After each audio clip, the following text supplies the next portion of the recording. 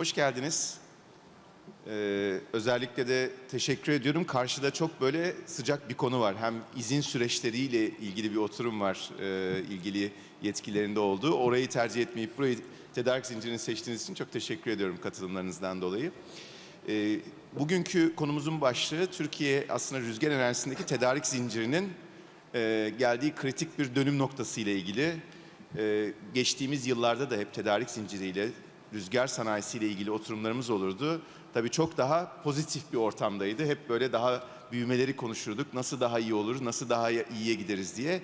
Bugün geldiğimiz noktada işte emek büyüttüğümüz endüstrinin şu an çok kritik bir eşikte olduğu ve artık tamam mı devam mı dedik gerçekten. Çünkü bir kan kaybı söz konusu şu anda maalesef. Kapanan fabrikalar ve küçülen ölçekten bahsediyoruz. Ama bir yandan On one hand, there is a very nice picture of future, and Jazz was with us yesterday, and he mentioned about the vision of Europe, and the role of Turkey was underlined in terms of the supply chain. Jazz has always supported us in this regard.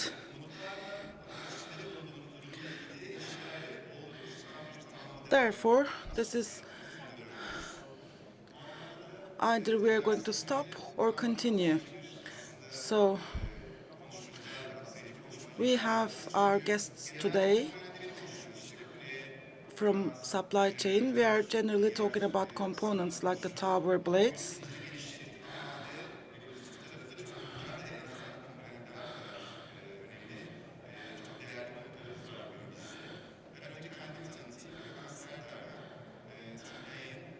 Gökhan Serdar, TPI EMEA Region Operations Director. TPI is the biggest independent blade producer of the world.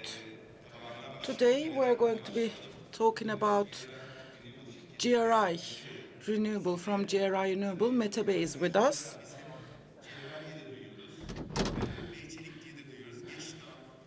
Beyçelik, Geçtam, Gesbey, many different names.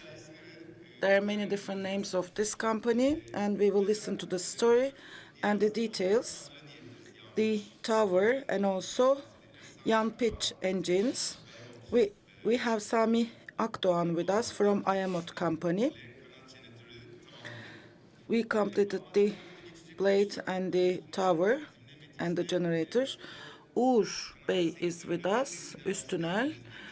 I think we are the biggest supplier of the blade, and they are the biggest supplier of the blade. And last but not least, the logistics representative, Hamdi Bey, is with us from Borusan. And since day one of the sector, both on the energy and logistics, Borusan has taken its role in many circles, and we will listen to logistics story from Hamdi Bey. We are going to have 2 rounds and then have a Q&A session. This is how we planned. At first round, we are going to see the overview. Where have we reached? What kind of a future vision are we going to have? How is the process going to be evolved? This is what we would like to discuss with our panelists. Let's start with Kule. Mete Bey. Okay, name of your company. Let's sort it out, the confusion. And then let's listen to your company in the tower sector. Thank you very much, Gökhan Bey. Hi, welcome. Gespe, name Gespe, is coming from Spanish Gestamp Renewable Industries, and Beyçelik Holding is the Turkish partnership. We were established in 2011 in Bandırma Organized Industrial Zone, in 2010 construction, and then manufacturing in 2011. For long years, we are producing the towers of the turbines on a field of 72 Dekar and 21 5,000 square meter manufacturing zone.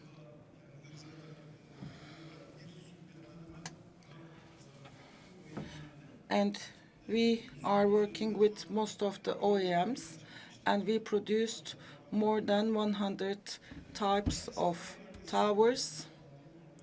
And in Bandırma Organized Industry Zone, we decided to make an investment in 2023.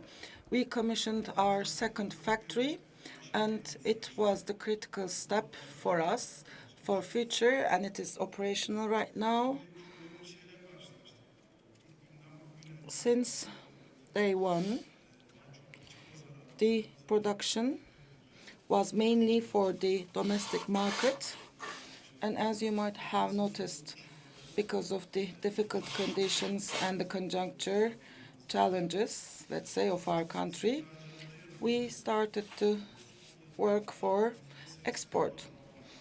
Up to 80%, we are working on export products. And there is a great potential in this regard. We listen to the speakers in the morning. So there is a big market in Europe for export opportunities. Besides that, in 2019, we set up an R&D center, and we were looking for the better practices. That was the aim. And it is not common in our sector. We are proud of our R&D center. I talked about our second factory. It is somehow related to the supply chain.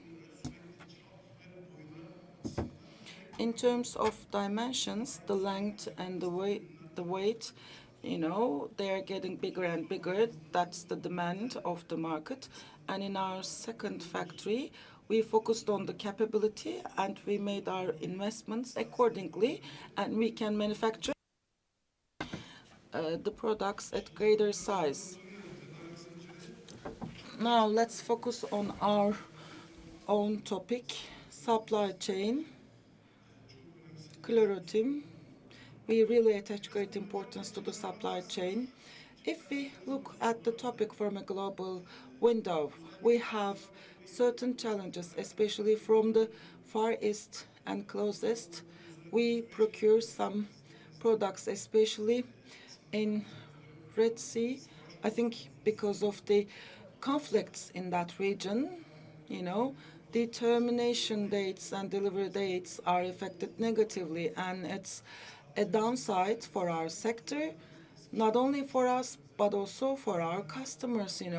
There are deviations in the termination dates, and also the final users of our OEMs, our customers, for them, it's not good news either.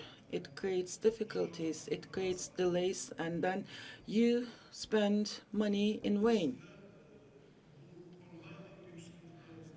So this is one of our biggest challenges. On the other hand, it might be about Hamdi Bey. We are now focusing on bigger diameter towers. We call them section. But this time, as a location, we are 30 kilometers away from the port. We need to deliver them to the port, and there are many difficulties. The bridges on the road, the traffic signs, etc. These are big issues.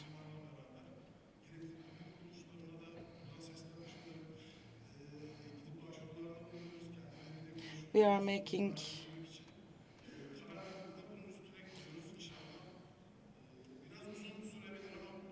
it might take some time, but we will make some way. Our local suppliers are far from being sufficient, and also the requirements in the sector, 65% has to be local. It's pushing us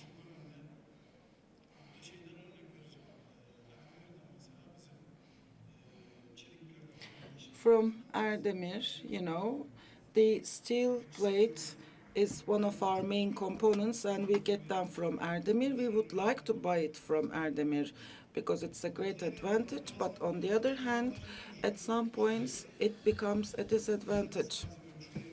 Spatial size or spatial quality products, we can't find them from local suppliers.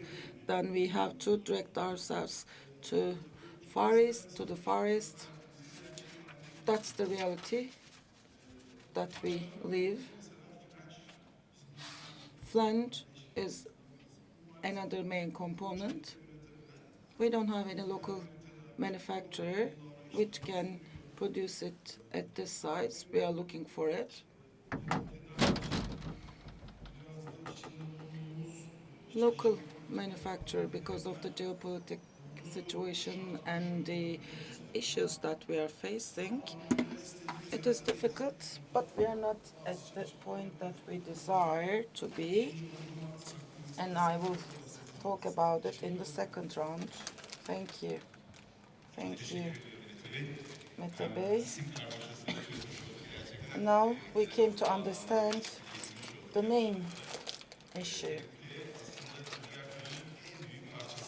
Section and the tower is the biggest component of the wind turbine, and there are serious challenges in the manufacturing processes. It's not easy, but in Turkey right now we do have a serious tower industry, and 5,000 megawatt is the tower capacity. We do have a serious tower capacity right now. And from tower, let's talk about the other engine parts. I'm sure you're all wondering about it. What is the side engine? What is the pitch engine generator? It attracts curiosity among everyone. And Herkese merhaba. Öncelikle teşekkür ediyorum Türkiye ekibine, sizlere Gökhan Bey. Aslında biz 3 sene önce de benzer bir konuda beraber bir oturum yapmıştık. we did this session previously. What do we do as IMOT? What do we do? And I would like to talk about the technology. And in the second session, we will be talking about, second tour, we will be talking about the issues. IMOT is a technology company in the Anatolia, Anatolian electricity motor. Turkish people say Aksaray electricity motors. IMOT is the name of our company.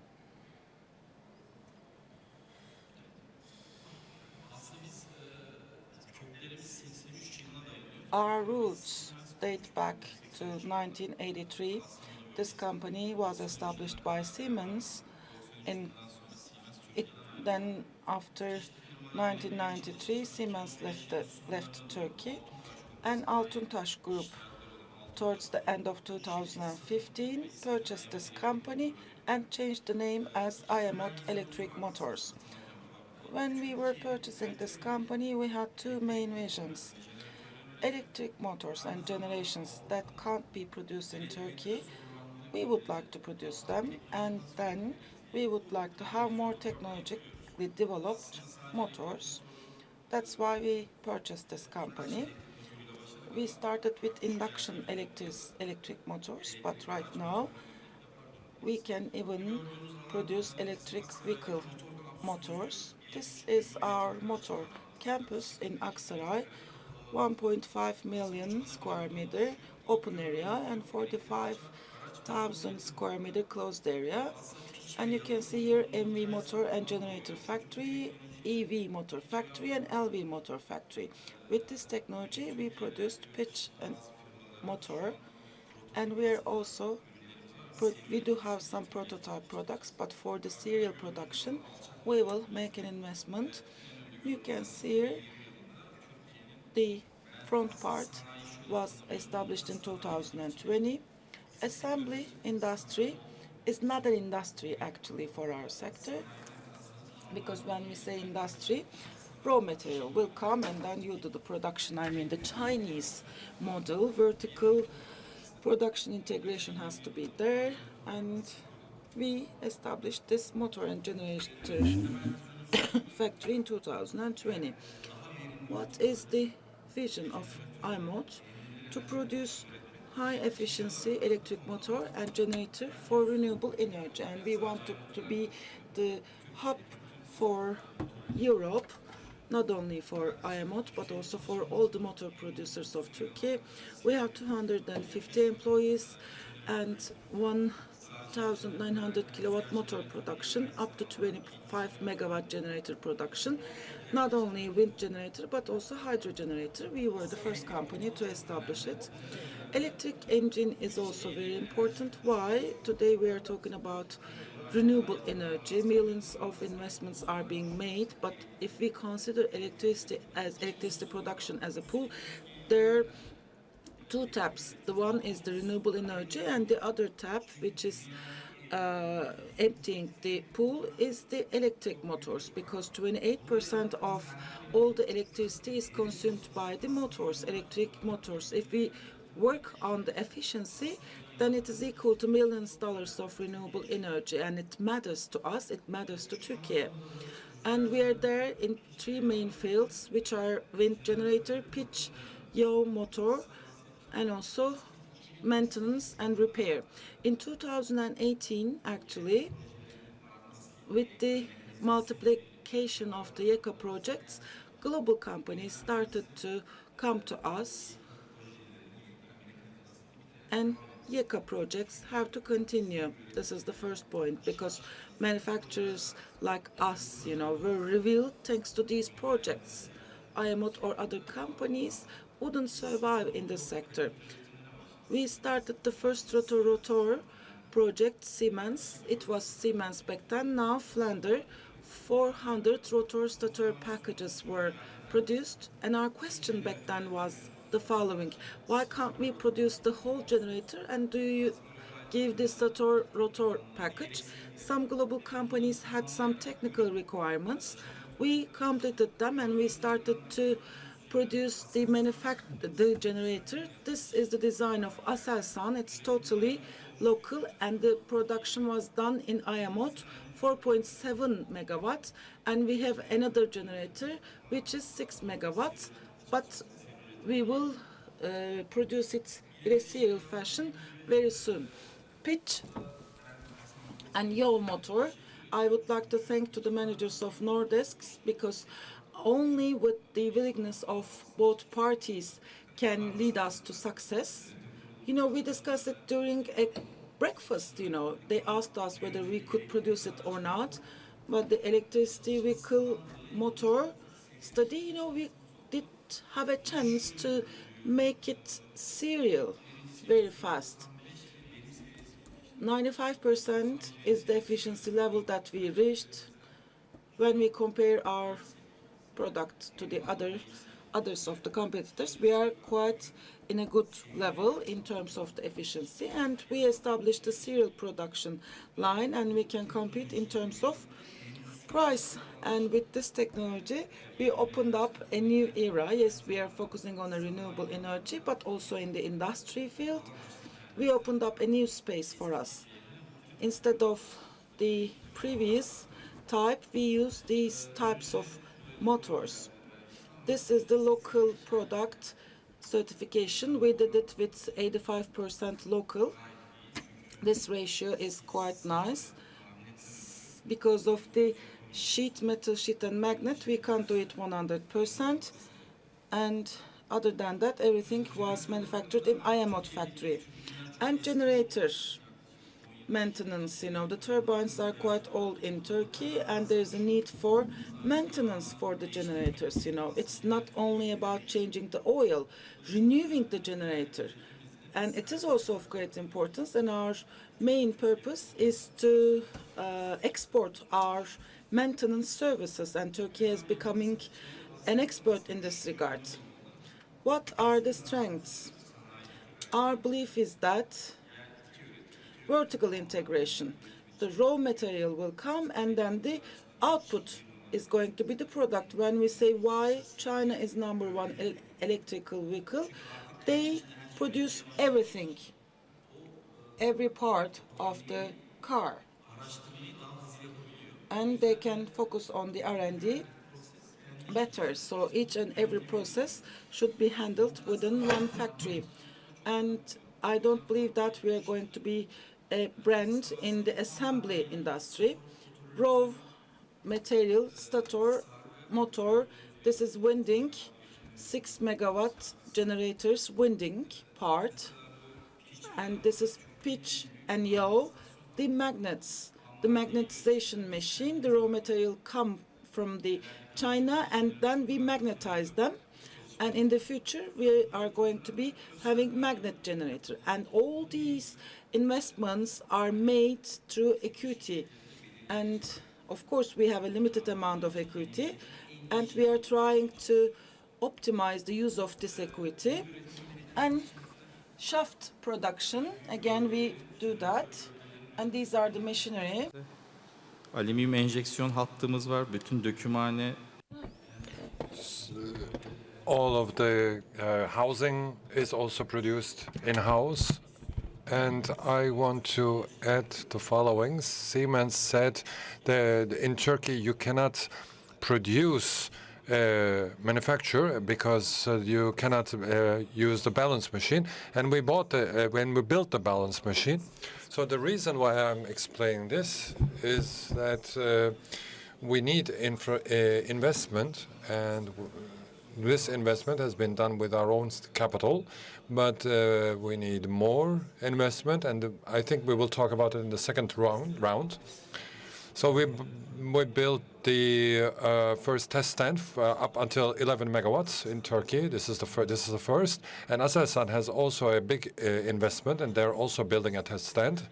So these test centers have to be in a different area, but the industrialist has to do it as well.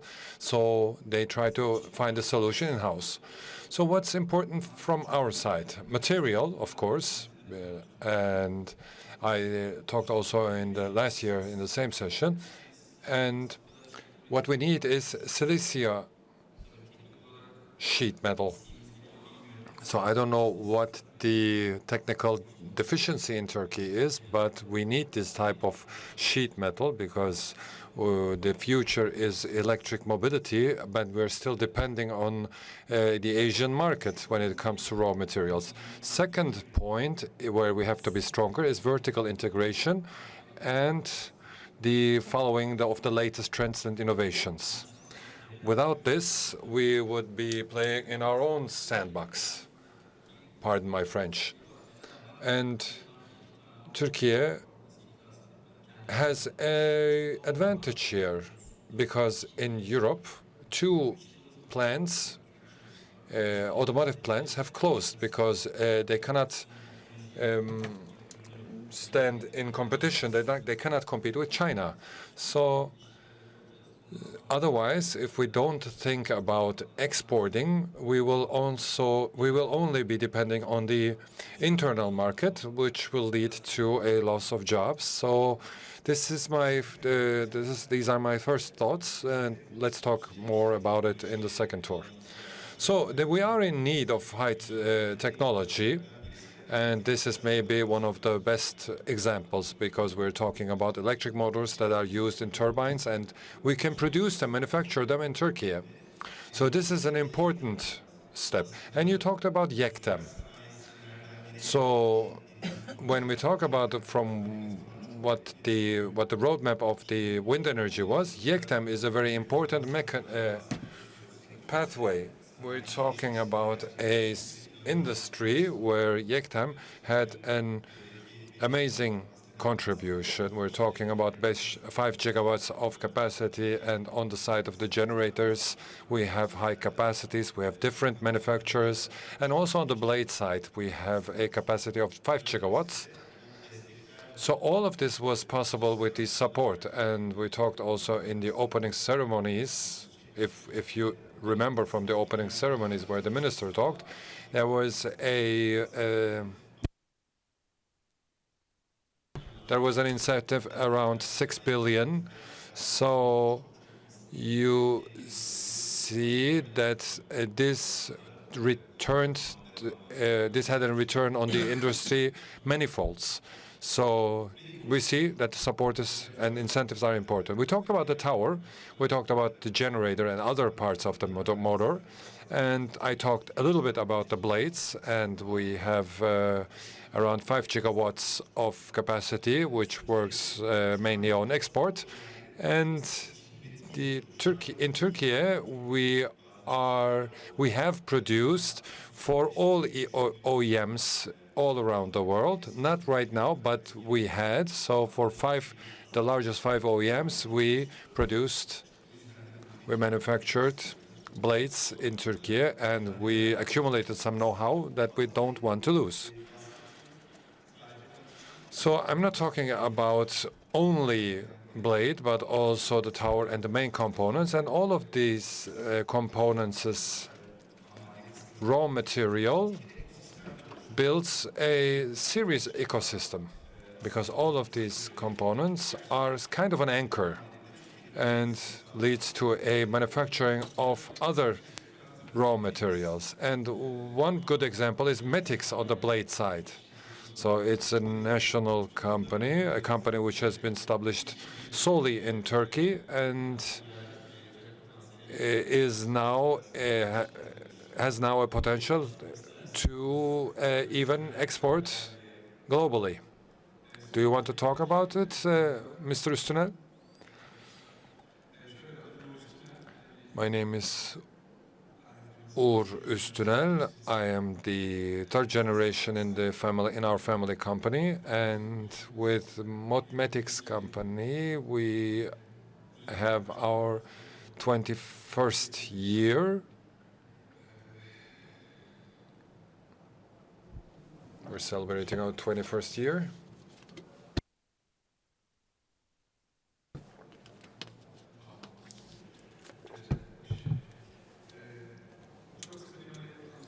Let me talk briefly about the company. Composite is something that you probably know, and you know also how important it is for the blade. And I want to talk about at which point the Turkey in terms of innovation is. So we started with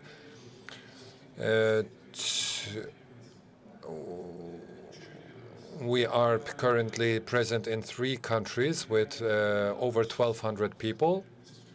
We have a TPI composite, and we see that we could see a growth, and we have glass fiber, carbon fiber, and textile materials for support, and also pultrusion plaques, which are also produced with composite and different chemicals.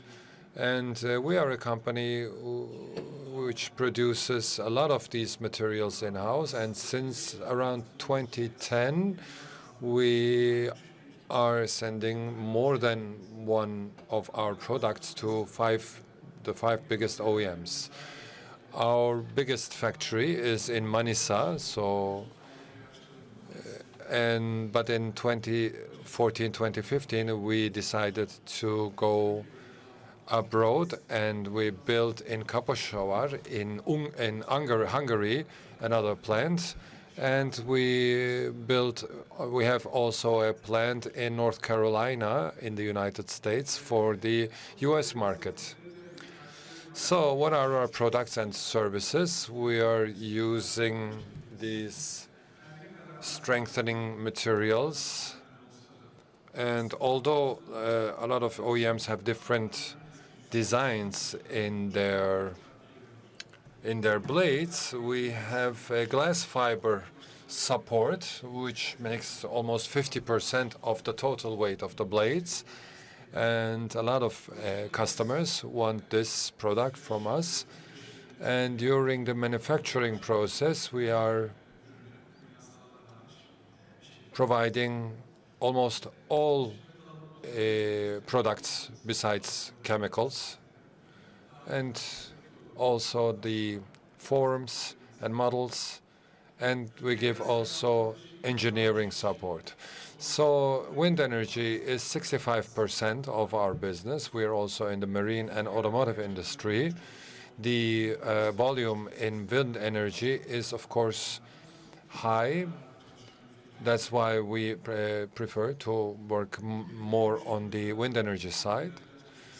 So in the year 2023, we were on the 498th rank in terms of export, and it's a relatively small company which works mainly on composite materials.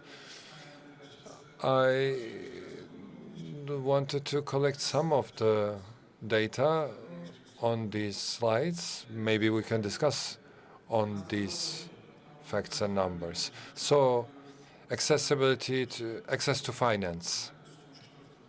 So especially the biggest problem we all have in the last 5 years is that the high inflation. So this is a problem, but back in the day we had also problem with the access to finance because the changing of the regulations led to a reluctance on the creditor side. And when it comes to China, there are also huge developments that we are continuously observing. We are going to fairs and look at it. And what we see is the TPI.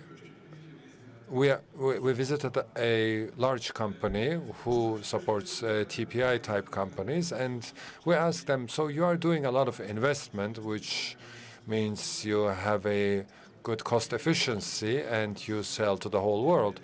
So they are working 7 weeks, 24 hours. They have the support of the Chinese government, of course. Maybe this is an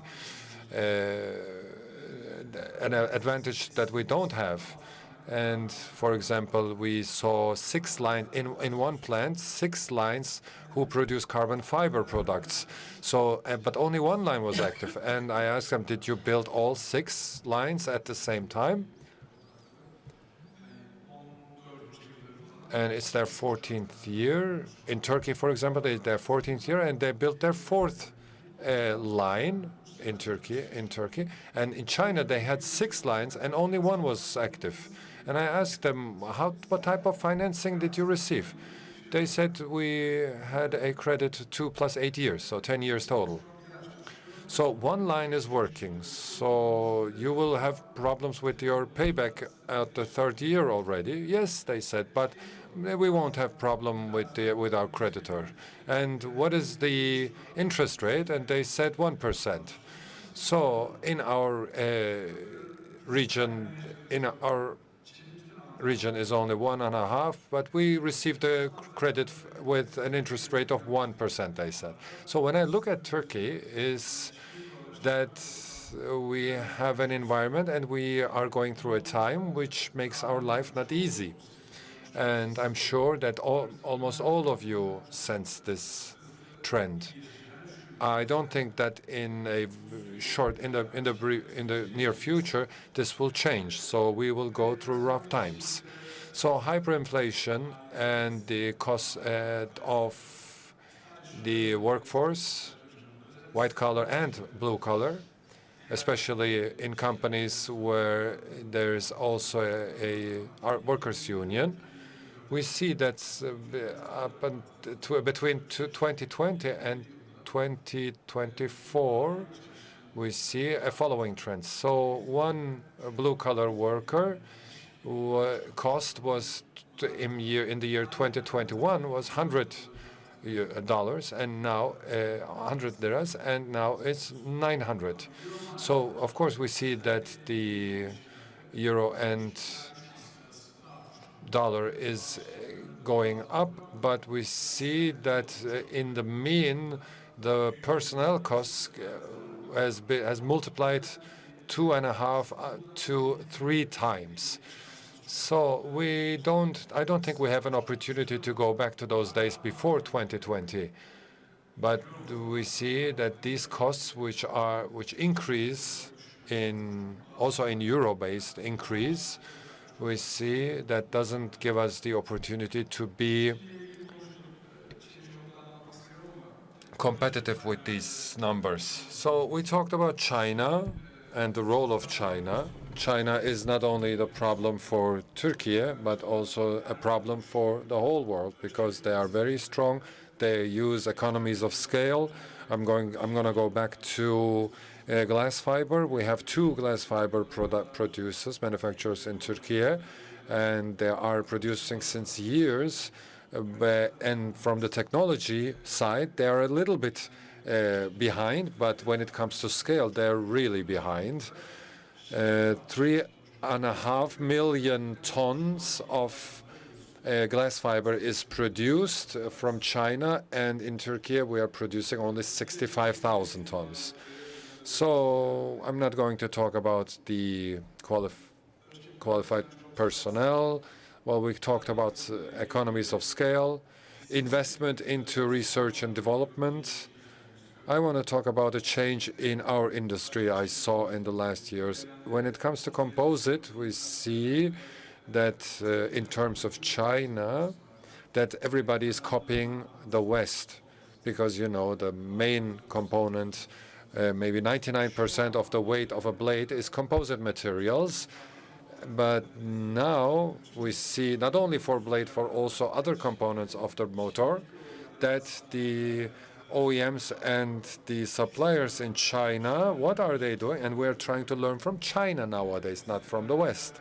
So maybe they learned from us, but the Chinese industry learned very fast and put this information to a quick use. So they're not imitating anymore.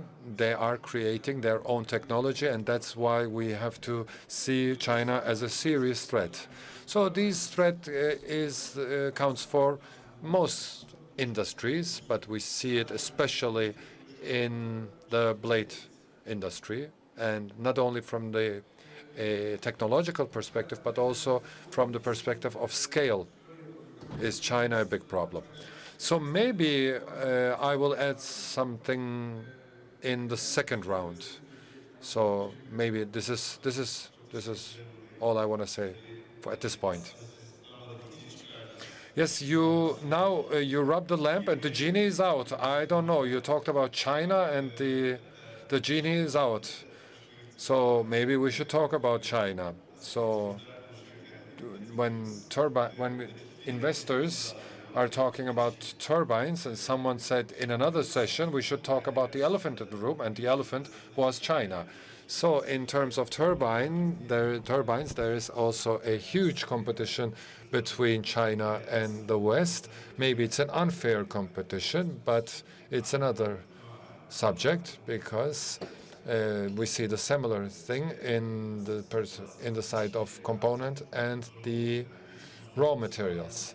So one of the most important drivers of this competition is that China has, almost in all components and turbines, a capacity of 100 megawatts, 100 gigawatts, and they use only half of it because China is a country who bases their economy on economies of scale.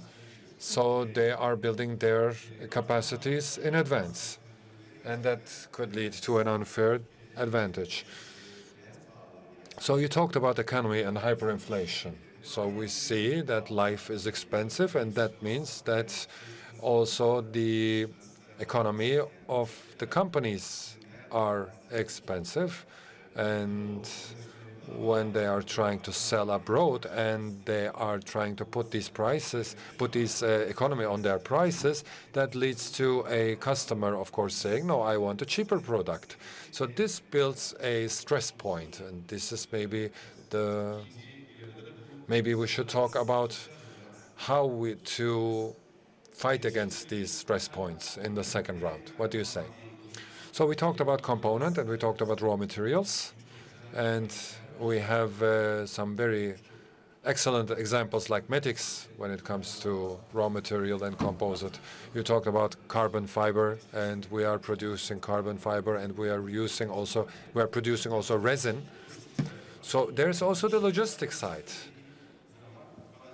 So when I tell people what we are doing, the first question is, how do you transport these blades and these towers? So everybody is in awe when it comes to logistics. So maybe Hamdi Erçelik will make some clarification on how to transport these components. Well, it's not easy. It's not an easy job.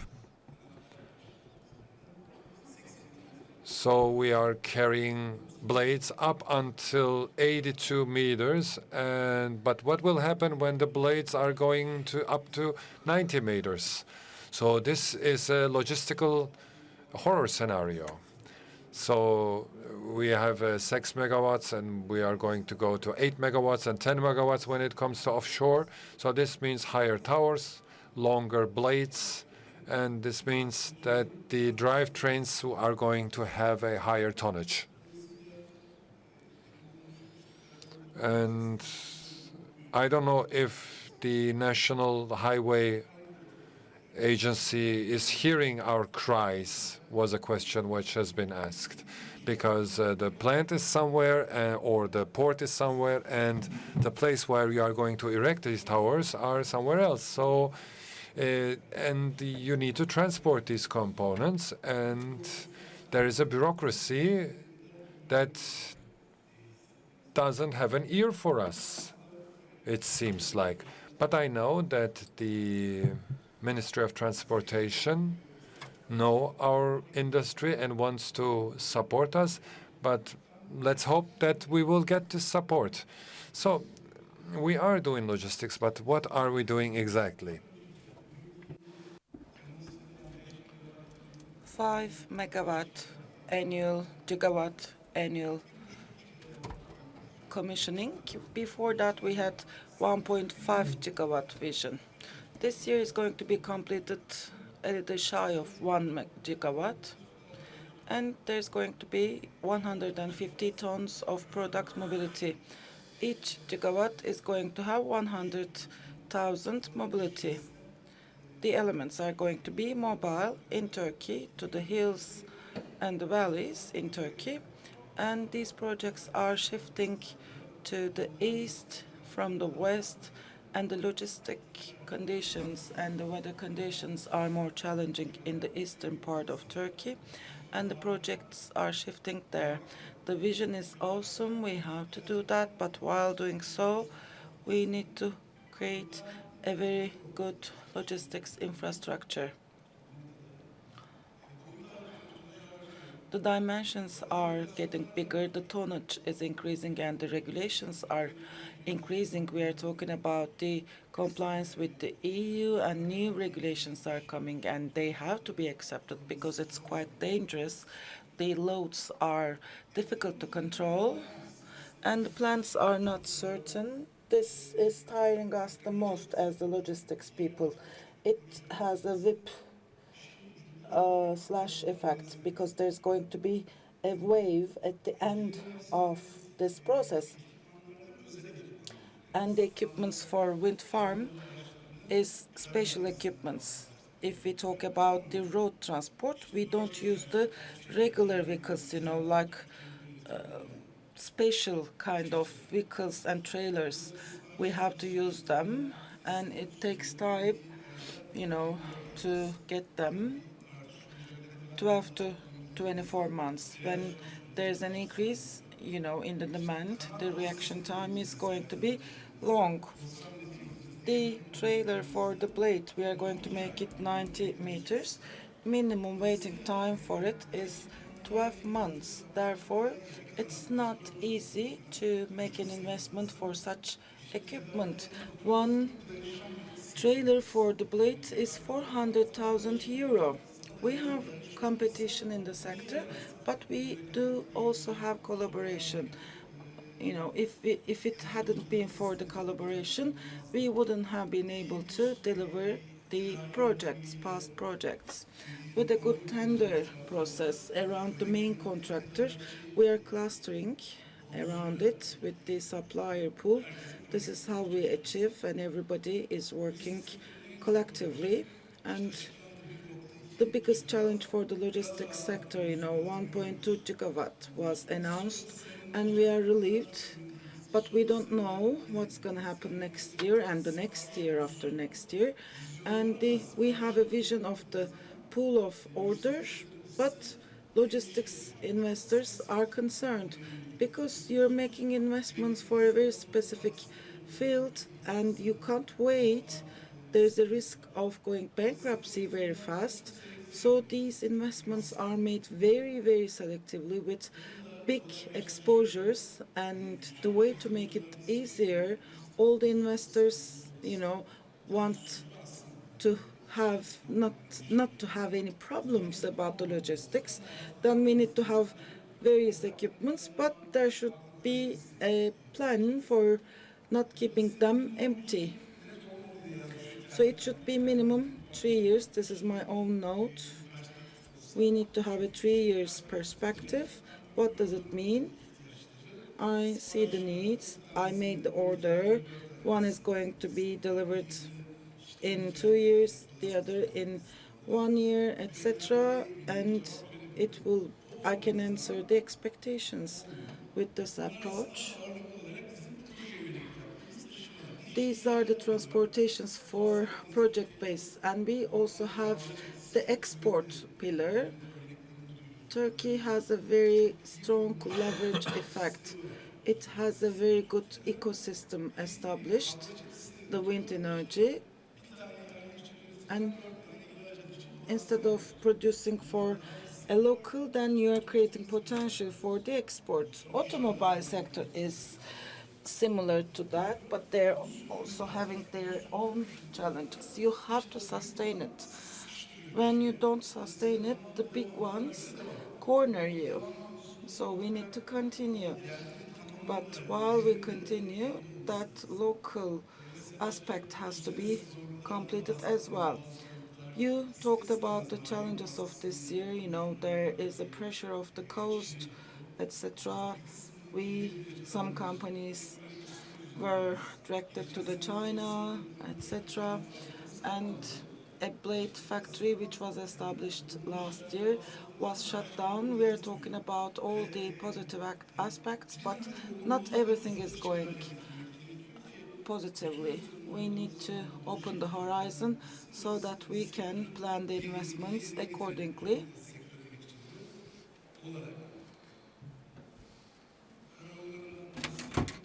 I mentioned about the road transportation.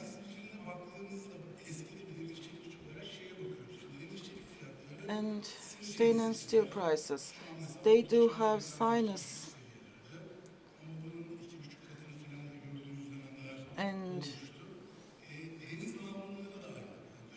there's also the maritime parcels. When they look at that in China, they produce it, they pay for the transport, and they take the blade. It might be cheaper, and the financing might be China. And right after that,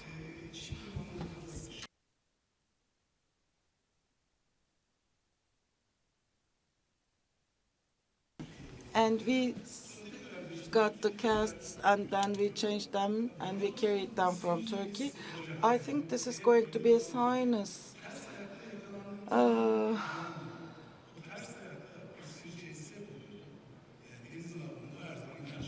and the costs, labor force costs increased on the basis of dollar. So the costs are higher, transportation costs higher.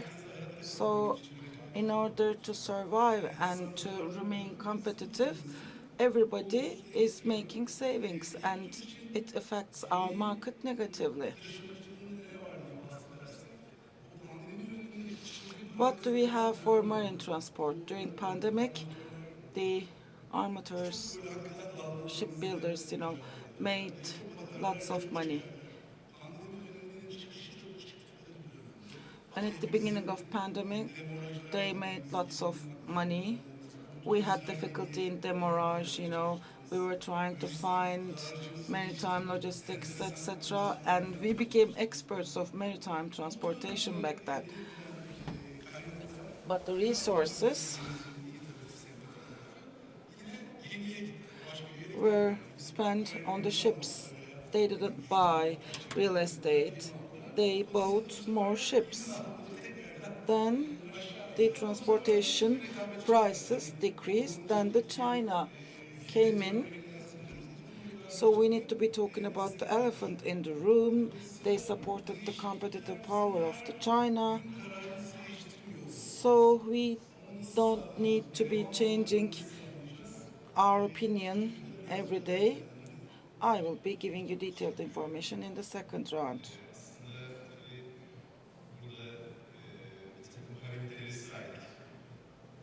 We mentioned about some parameters. We talked about increasing costs. We talked about China reality, and China has become aggressive in order to make use of their extra capacity. So all the parameters were negative, and we can say that it's like Murphy's rules.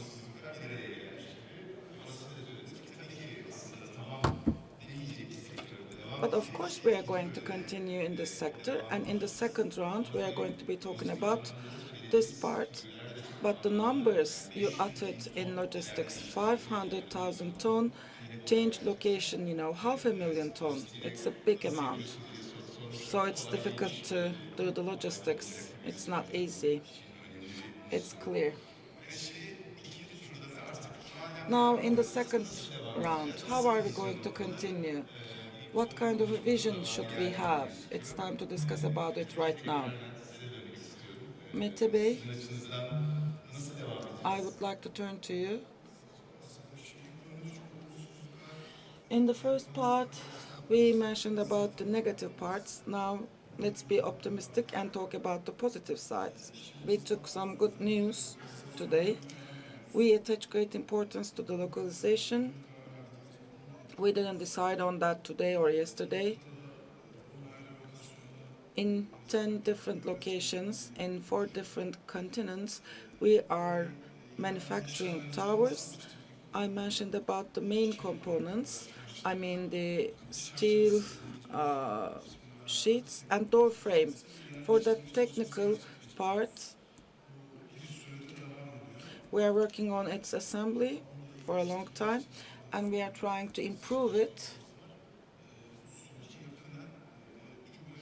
We are attaching great importance to this process. And similarly, for a long time, maybe for 10 years, tower internal equipment is also very important. And we worked very closely with our local manufacturers.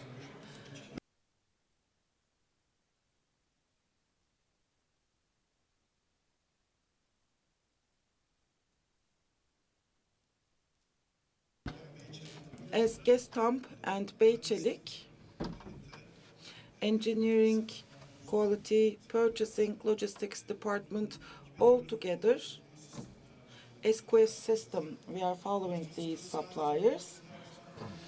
And we are not only trying to buy the product and pay the money, that's not our approach. It is one of the critical matters. We are always improving our suppliers to carry them one step further, more consistent, more sustainable result. So we're always focusing on it, and we really attach importance to that.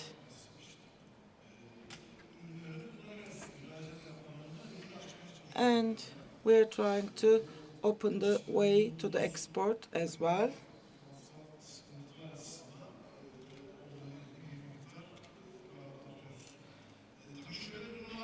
And of course, there are some other issues about the local suppliers. It's about the bad quality. Of course, behind that, there's the labor force. HR, we need to use them efficiently.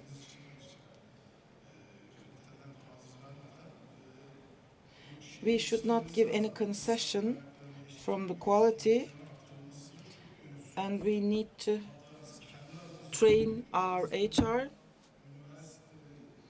I can say that we do have some cooperations with the technical high schools and the universities in our region, and HR is even going to be an important solution point for this sector in the future.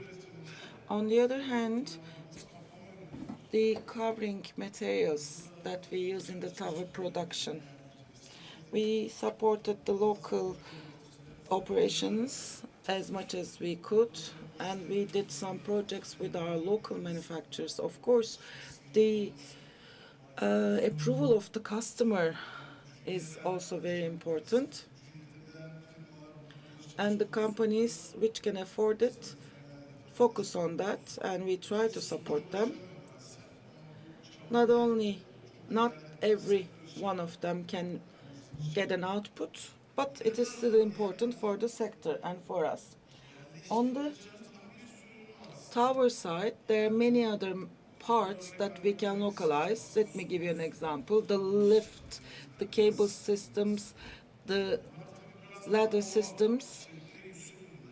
Know-how is required to produce them because they're international standards and they need to be approved by the customer.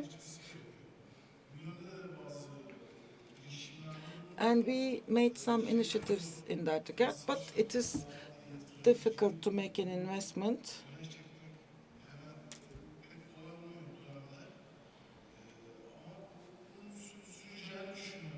And R&D or the other efforts are required in this field. I think we will continue. So thank you very much. I completely agree with you. Here we are talking about supplier development and localizing them. This is one of the parts that the sector is successful, and of course it is nice to see the suppliers which are willing to localize the production. You underline the importance of the HR. I think wind sector, I think it developed the HR in Turkey, the quality standards of the sector, world-class manufacturing standards, production, etc. That desire and hiring qualified HR, the Western OEMs developed us. When we discuss with the investors, especially the low prices on the East, they might seem attractive, but the Western OEMs also contributed hugely to the HR quality. Okay, Sami Bey, what do you say? What should we do while we continue? We have to continue. That's the answer, to be honest. Let me handle the topic as an industrialist. China has been discussed. China is really scary. I say scary because as an industrialist, if we don't take the required steps, maybe Turkish industry is going to collapse. The best thing that we can do in this field is to develop technology. We have to do that. A product at the price of 100, if we can lower the price with technology, then that's it. China is not cheap when we look at their quality, but their efficiency is quite high. I stayed in China for a couple of weeks. I think we are not efficient. We have to accept this fact. How can we accelerate it? The universities in the Anatolia, they have to be shut down.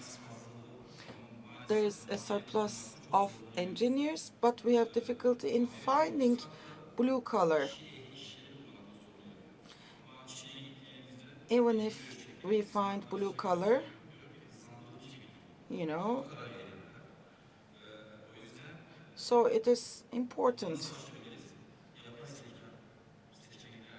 We can use AI. The AI has to be compulsory. Of course, there are some disadvantages. And the sine qua non of the domestic demand, you have to create it. China did it by creating it. This is not going to stop here. We are doing something big in the defense industry, but we don't attach importance to the industry in wind energy. We made a big investment.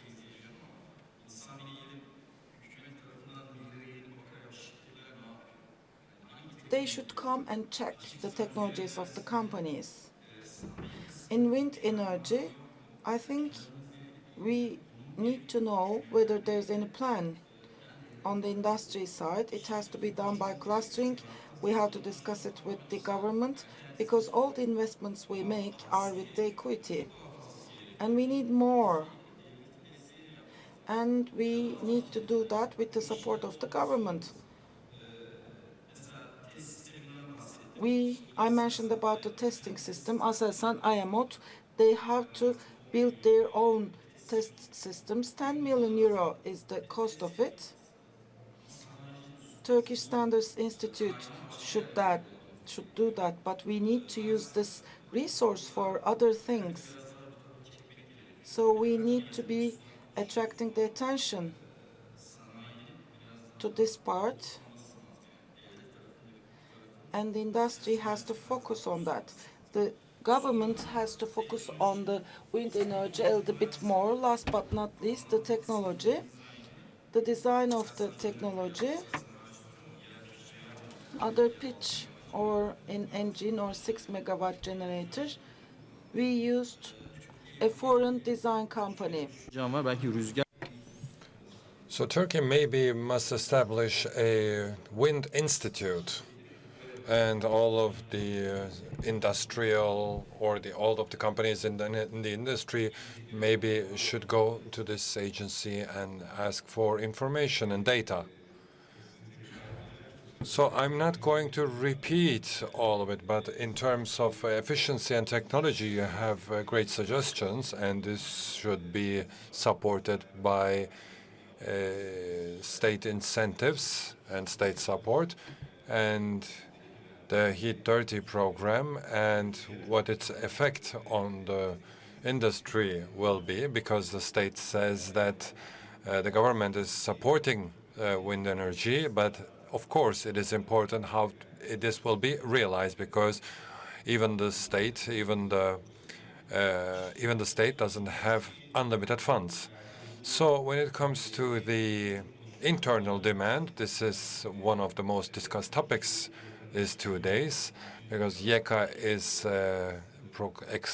proclaimed, and we have 120 gigawatts of a project. And is this enough? Because it has to be foreseeable, because just talked about it. They said, we know what we will do quarter by.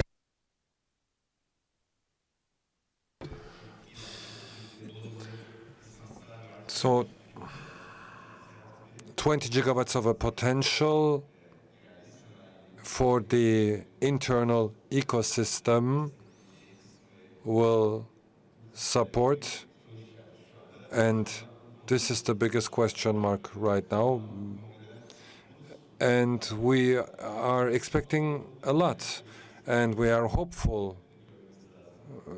what will happen in the near future, but hope alone is not enough. So, Mr. Üstünel, you talked about a lot of limitations when it comes to raw materials, and these are important limitations. And you have a plant in the US, and you followed the elections because everybody is looking to the US. So everybody thought that it would be a close call, a close race, but although not totally finished, but it looks like it's an interesting outcome. So some of the subject has been touched upon with our colleagues. We are going to talk about China again because they are approaching this subject with the right infrastructure and the right approach and the right personnel. And the Communist Party is supporting this, and they have a huge resource there. What I have seen today is that I don't see a good quality of engineers, unfortunately. And if this trend is going to continue, that means we will have worse and worse engineers, to be frank. Of course, we have a good blue-collar workers, but I see that there is a trend with the personnel which goes backwards. So this is an area where we need improvement. We talked about YEKA, and let me talk about from the perspective of Metix, from my company. If we didn't have YEKA, we wouldn't be at this point in time. We wouldn't be a company as big as now.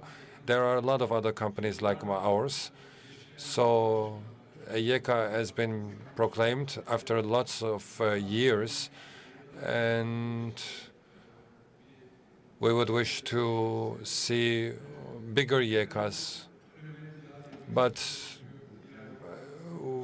I want to underline how important this is, because we are talking in a panel where we say, is this enough or should we continue? Of course, we have to continue, but without a YEKA, I think that a lot of industrialists will have a very tough time without the support of YEKA. So another point I want to speak about is the blade. And I told you that 99% of the weight comes from glass fiber, and there are a lot of companies who are manufacturing blades, and we are talking about that the resources of the state is limited. But of course, we are still waiting for support. But the state cannot go support everything. Of course, it's a strategic sector, so it has to be supported by the state. But what can be done when the resources are limited? I want to talk about a wrong application, like a product, for example, which is not produced in Turkey.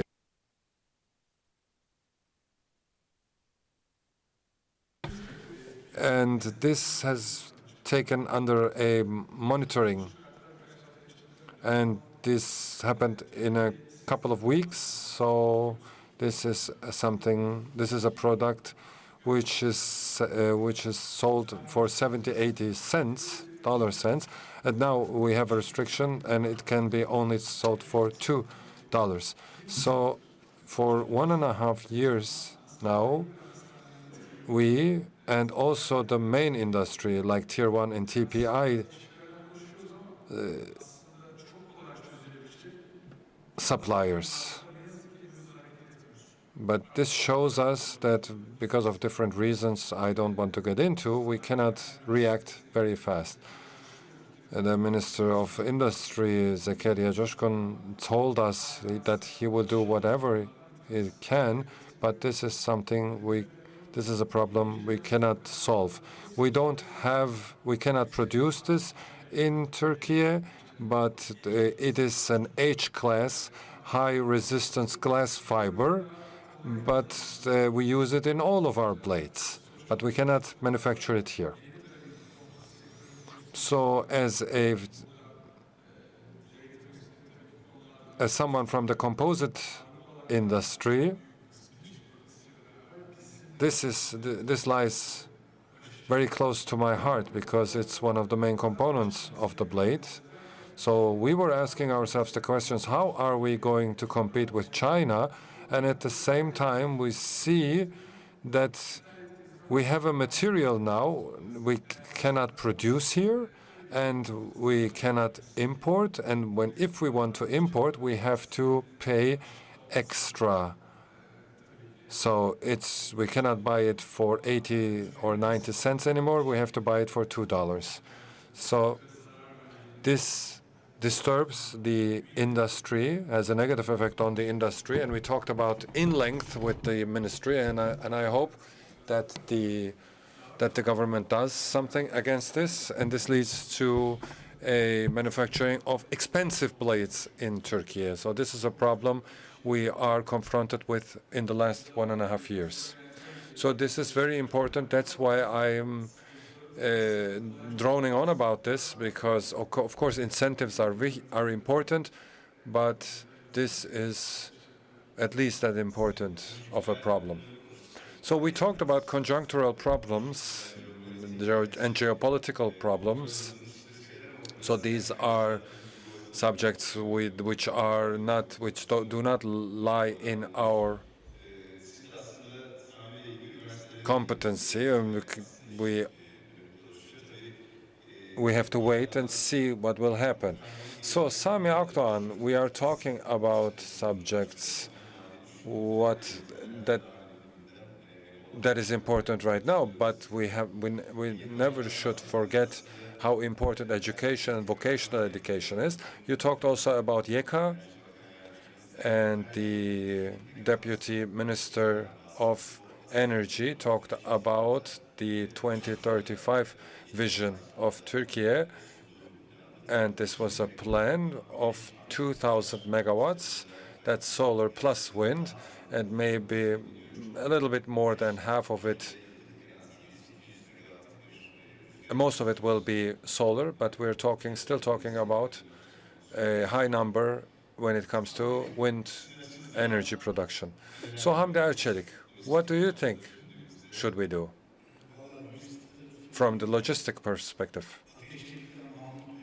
So Mahmut Bey from Ateş Çelik made a citation from Napoleon after a loss, something he said after a loss. Napoleon said, strategy is something only amateurs talk about, but the professionals talk about logistics. Then without logistics, there is no victory. So I want to cite Napoleon at this point when it comes to logistics. So what should be done on the logistics side? So Sami Bey talked about a cluster, that we are working in clusters and do not put our strengths together. And he talked about the industry. So every company has an R&D department, but most of them are not really effective. We all know that they are trying to use the incentive mechanism, but we are definitely not sure how effective they are in terms of research and development actually. So I know the industry in Bursa, in the city of Bursa, and I know a little bit in Istanbul, but we see there that the horizon of some of the companies are not broad enough to do research and development. They can only write an academical paper. To turn it into something concrete, you have to have cooperation and planning. So in this plan, you need more than one clusters. so you can create a know-how. Otherwise, you just make an R&D only for incentive purposes. So logistical advantage has also to do with clustering. So when we look at the ports, for example, in Türkiye, for onshore equipment, we are seeing some dire straits from time to time. From Izmir, from the port of Izmir, from the port of Bandırma, we are carrying components. So in certain times, we see that there are dire straits, and that comes because we are working in clusters and not together. So let's see Çandarlı. We have an industry, and in the hinterland, we have a clean energy cluster, for example, and we integrate a transport structure into this. So when we have a structure like this, then we will focus on the reasons or the factors where we have a say in it. And we have a hinterland of 2 million square meters, and we have a port, and we're talking also about offshore. If we are going to support offshore, there are also going to be investments. So these are not small investments. The financing resources we talked about is not easy to come by. We only had EBRD credit, for example, a couple of years ago. No other bank would give you a credit of $20–30 million. So other actors of the logistics, for example, I want to buy 10 tractors, or I want to buy 10 trailers, for example. So it comes always to the credit. So this is not going to be easy. So that's why we need clusters who work together. So if it's going to be for 1 gigawatt or 1.5 gigawatts for the next year, for example, you have to be able to see ahead so that you can make a forecast and work together as clusters. So maybe in the East, we will have a solution like in the automotive sector, because Turkey is a important producer of automotive, and we will see what will happen with the investment of BYD in Turkey. So we have to work together with China. Otherwise, China will be a giant abroad, and we have to fight these giant. And this is similar like the fight of Don Quixote with the windmills. So windmills is an analogy which fits here perfectly well. So, but instead doing this is looking at our own efficiency and increasing our efficiency, and this is only possible with our values and maintaining these values in this cluster work. So, TÜREP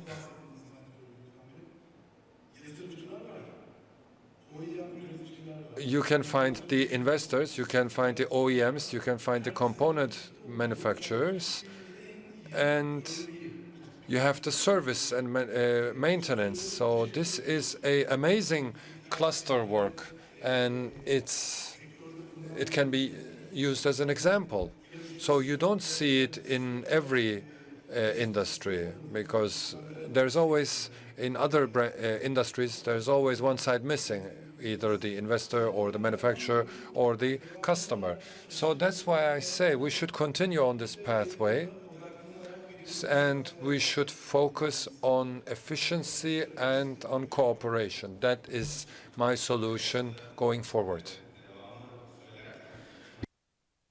You talked about the port of Çandarlı, but as a vision for the future, and this is a very long-term future. Yes, the components of the turbines are growing, and they're getting larger, and getting larger means that you have bigger problems in logistics, because the transport of these parts is highly dependent on the ports. So in the port of Chandarlı, we have a great potential, also when it comes to the hinterland of Chandarlı. So this will give us the opportunity for Turkey to say that we are in the game when it comes to onshore and offshore. So Ateş TPI and Borusan are trying to make pioneer work here, and creating a port only for this industry and the hinterland only for this industry is a huge project, and it's an ambitious project. And the permits for this port, for the Chandarlı port, will be not a short stint, but we have to talk about it, not this year, not next year, but we should also talk about this subject for the next 10 years. And this port will be important. And we had also a offshore meeting where JAS and IFC was also in the panel. So we had HD-ready TVs, do you remember? But we didn't have HD broadcast. But we were prepared because we bought these HD-ready TV sets. So this is something. Do you think the analogy is similar? This should also be a part of it. So we talked with our panelists on the conjunctural perspective and also on other aspects. And I think that a lot of these subjects are addressed in this TWEC meeting, and we are trying to use a lot of channels to make ourselves heard, because we want that the state side can hear us. I'm sure they are listening to us and they understand us, but when it comes to taking action, there are some limitations, and we hope that in regards of these limitations, the state side and all of the stakeholders in this industry work together, because as an ecosystem, the clustering is important, because when we have all of these panelists here, this shows that this clustering is happening, and this is a good example. So maybe we'll have a short Q&A session for 5 minutes. Are there any questions you want to ask to our panelists, or something you'd like to add?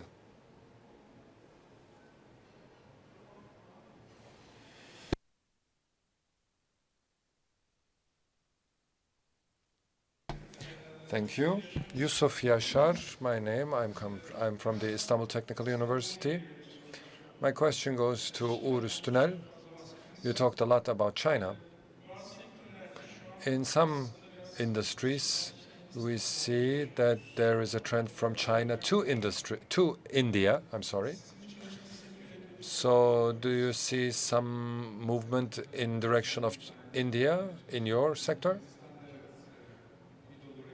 Yes, we have a lot of investment from our competition who are investing in plants in India, but there is a huge quality gap. Yes, of course, India is, I think, from the population size, bigger than China with 1.6 billion people. But when it comes to efficiency and technology, they are not able to compete with China. And so much people have the need for energy there. So there will be a huge demand. So a lot of companies invested in India. But when I talk with them, then we see that there is not the expected developments didn't happen yet. But for the medium term, we are expecting a growth in India. India is not a very interesting market for us, but it will grow. And they are following the technological trend. They are not producing their own technology, but they're copying. When it comes to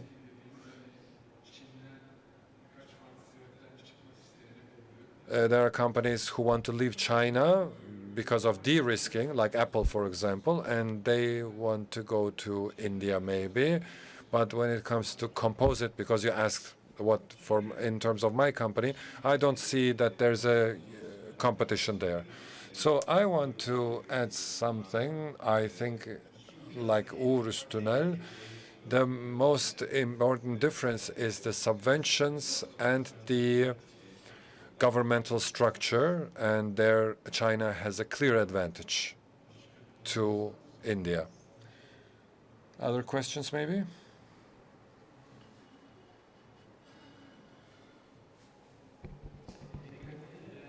Emek Gökkaya from Enerkon Company. Hamdi Erçelik. My question is the logistical transport of the blades. So, do you have some study about the longest transportable blades? Yes, we are able to transport 82-meter long blades, but we are in preparation to transport 90-meter long blades. We are not there yet. We need some little modifications, and we are in this process. So if the blades are going to be longer than 90 meters, the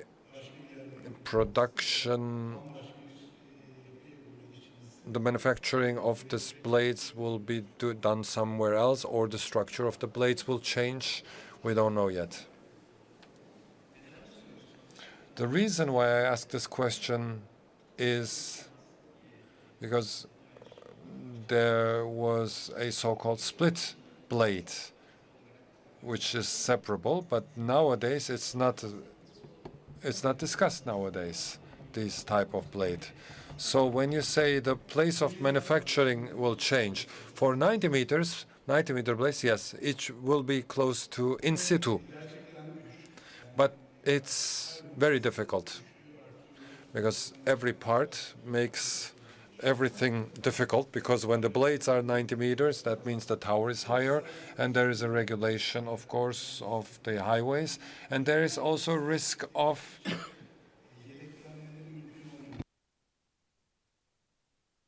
damage. So, and we see that you have to transport these towers, these components, to places which are in higher elevations. And when you have a damage there of some of the components, that delays everything in the project. So the economy of scale is in this sense important, because when you are working with economies of scale, then you have more backup, and then you can build bigger roads, because it makes sense for the state to make bigger roads, because there's an economy of scale. So we are expecting a difficult time. So the times after 82 meters are not going to be easy. I think no further questions. I want to close the session. Thank you for your participation, dear panelists. And we look hopeful into the future. Thank you.